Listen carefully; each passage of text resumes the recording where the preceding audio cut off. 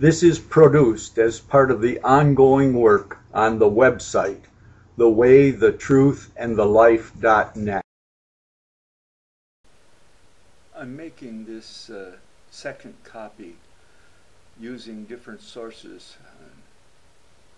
information about the hero of this. I received notice that copyright would prevent the first copy from being shown in France. This copy is being made that it could be viewed in France using a different source. Thank you.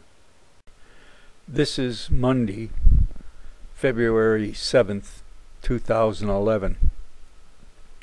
I've been working on the website and recognize that I've discovered a Muslim with Christ's spirit. Muhammad denied Christ was the firstborn Son of God, but Christ's spirit is alive. Jesus, the Christ, said, "Greater love hath no man than he lay down his life for his friend." And I've discovered a Muslim who has done that. His name is Mohammed Bouazizi. On December 17th, after he had been abused by authorities over and over and his dead father degraded, he went and confronted the authorities, and when he could receive no help, he sacrificed himself, and his sacrifice has spoken to Muslims throughout the Arab world and elsewhere also. Muhammad denied that Jesus was the Son of God. Muhammad is an antichrist. He accepted Jesus, but claimed to be better than him, higher, later, of more importance. And he denied the sacrifice of Christ and denied Christ's spirit living in him. But here is a young Muslim who represented that spirit, and I pray that it will speak to others. I just watched the video, the last video I made, Moslems Need Help Too. That was number 12. And it brought tears to my eyes because I realized that my prayer for Muslims have been answered. In the barren fields just outside Sidi Bouzid lies the body of 26-year-old Mohammed Bouazizi in the peace and dignity that eluded him in life. His fresh grave marked only by the Tunisian flag that drapes over it. On December 17th, Mohammed Bouazizi, a single man who had supported his widowed mother and siblings since the age of 10, took to the streets with his fresh produce cart to earn a day's wage. At around 10 a.m., as he was making his way through the streets, the policewoman began to harass my son, so he called his uncle to help him. She left him alone, only to return later to confiscate his cart. Mohammed said no. The policewoman took the fruit, but when she tried to take his scales, Mohammed refused. She slapped him and began to insult and curse his father. Mohammed, frustrated and ashamed by the public humiliation he endured at the hands of police, set himself on fire outside the local municipality building. His closest friends, anguished by Mohammed's actions, took to the streets and began a popular uprising that lasted for weeks before it toppled the 23-year-old rule of President Zain Abidine Ben Ali. In one of the most foretelling moments at the peak of the Tunisian uprising, the soon-to-be ousted president visited a badly burned Bouazizi in his hospital bed just before he died. I don't know whether that young man who sacrificed himself to confront the evil in Islamic countries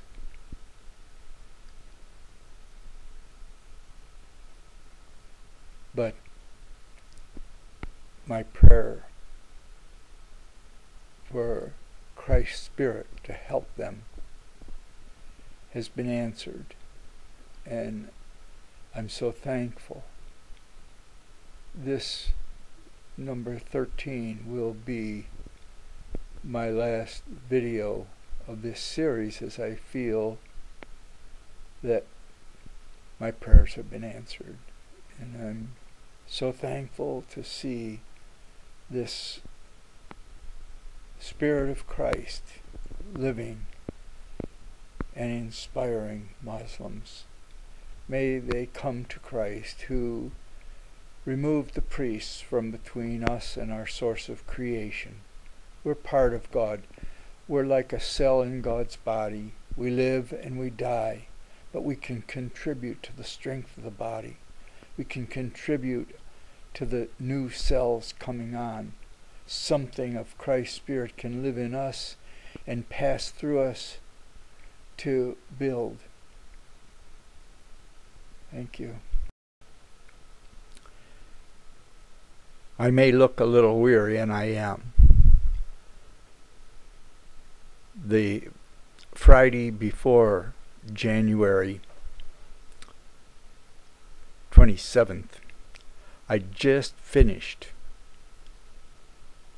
working almost 2 months on redigitizing videotape of a 1985 hearing on electroshock treatment.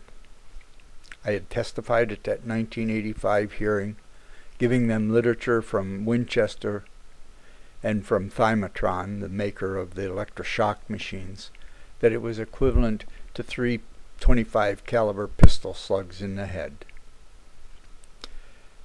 I finished digitizing this 3-day conference. You can find it on YouTube, and I'll put it on my website. And I called a friend, George Ebert, in New York, and he said the following week, this is 2011, the following week they were going to try to reclassify shock machines. They had still been held at Class 3 experimental hazardous.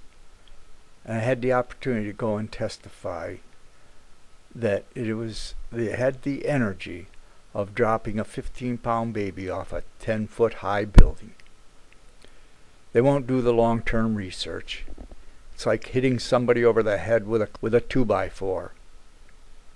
They don't even know who they are for a while, and if they're suicidal, they forget it. And they won't do the long-term studies. The machine wouldn't even be approved if it was brought on the market today. They couldn't use it on humans. It was in use before the Food and Drug Administration had authority over these devices. I was so thankful I could give the testimony. But on my way there, it was snowing very hard. You may have heard about the terrible blizzards and so forth. That was later on in the day. When I was going through Richmond, Virginia, it was raining. And a man passed me on the right-hand side, cutting in a little bit. I moved to the left, concern of an accident. But there was an underpass, 4-lane highway with cement barriers on both sides, and an underpass, and a pool of water was on my left side, and it caught the car and threw it into one wall across 4 lanes of traffic at about 2 o'clock in the afternoon, 1:30 or so. Busy traffic on I-95, and threw it into the other wall. Airbags went off. The car was totaled. I jumped out of the car and went up the road a little bit, fear that it was going to be hit, sticking out in traffic. A woman stopped and identified herself as a helper that is a Christian. And I told her how important it was that I get to Washington. She would have taken me there. That would have meant an overnight trip for her. But police came, an ambulance came, the wrecker came. She knew where to take the car. We took the car to this repair shop, and from the office I called my insurance company. Within 2 hours I was on the road again with a car that had global positioning service. And then the snow started, so I got a motel. The next morning I got up at 5 in the morning and was able to drive right to where the hearing was because the rental car had global positioning service. In God we live and move and have our being. I've had enough experiences when serving God, experiences that violate time and chance. Dumped in the middle of Ukraine with no money. And no problem, I got a policeman, a Russian policeman at the border where they dumped me. I didn't have a transit visa. But a Russian policeman that could speak English, and he drove me overnight and to the next day at Voronezh to get another train. And he would have lent me the money, but we found a nightclub that would give me money on my bank card. I could tell you of times in Moscow and so forth. I could tell you of when I went across the country and down into Mexico as a 15-year-old. I could tell you many things, but I want to tell you I've seen Christ's Spirit in a Muslim, and it isn't Mohammed's spirit.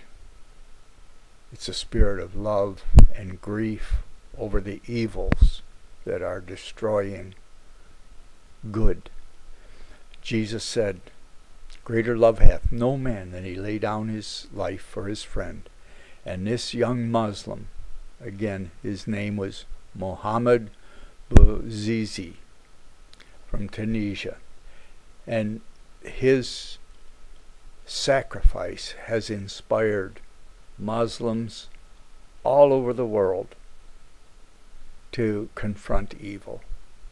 I'm so thankful that I've lived to see this, and I pray that Muslims will accept Jesus as the Son of God, put on the cross, sacrificed, willingly died to remove any barrier between us and God. God is everything. We are made from His substance. In God we live and move and have our being. Let's hope we can do something in our life that Christ's Spirit is being served, is living in us, and is being transferred, inspiring the next generation. That's what gives meaning to our life. And I pray for all Muslims that they might find Christ's Spirit. The Muslims that I know in southern Russia, by and large, have suffered more than the Russians that they've been ethnically cleansing, and the judges that they've been killing, and the peaceful imams they've been killing. I pray that God will end this evil. Thank you. You know, I didn't come down into this world for picnics and ball games. I came here to enter into the abyss and to pin the devil against the wall. Serve your purpose and I'll serve mine. And if you feed off fear, there ain't no meal for you here. True love is tough love when you're dealing with a dark world, especially when most are ignorant of what's at stake. Touchy-feely love just ain't gonna cut it. Our task is to heal the broken who think they're whole. We're sensitive to vibrations of a lower kind. We feel the weight of the world all the time. We carry the pains most could not bear. And that's why agape love is here. I'm sure you know this world does not tolerate the light.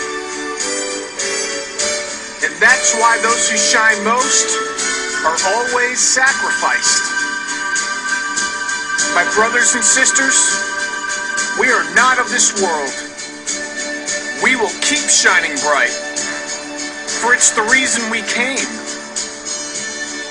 And it's the reason we must go.